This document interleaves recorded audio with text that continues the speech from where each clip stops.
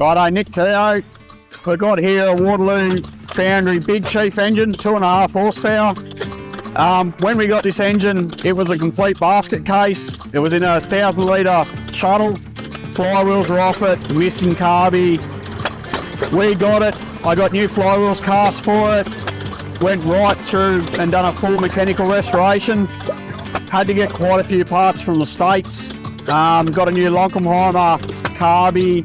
We're running it on a battery coil system. It's a little bit hard to get a magneto that will go onto this and be right and run well. This engine, it originally come from Palomar out near Moree, probably pumping water. Don't know a lot of history on this one. Runs quite well. My name's Robert Keough from Mid-North Coast Machinery Restoration Club. Here we have a Big Chief made by the Waterloo Foundry in America. It's a 2 3/4 horsepower. We picked it up about probably 2 months ago from up around the Ballina area. The guy we got it off said it was always a engine in the Ballina area running a dairy farm. When he got it, it was in a very sad state. He's had to rebuild it, put a new liner in it, new piston, total strip down.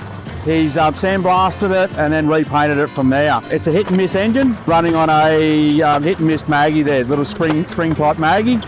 2 3/4, 1915. Not much more I can say about it than that. Hi, I'm Ross Scott from the Mid-North Coast Machinery Restoration Club, and this is my 2.5 headless Termaat Monahan. It was made between 1913 and 1919. The engine was restored by Billy Ellis from Ballina. It was then sold to Greg Clarke at Warhope, and I purchased from Greg Clarke's family after Greg Clarke had unfortunately passed away. According to the Wendell's book, the engine is reasonably rare. There was not a lot of them come to Australia.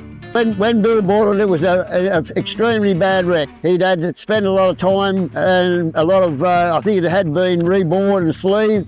Because being a headless engine, water had got inside the barrel and done a bit of damage, and it had a substantial amount of work done to it. But it has been in my collection now for 2 years, and I'm very happy to have it.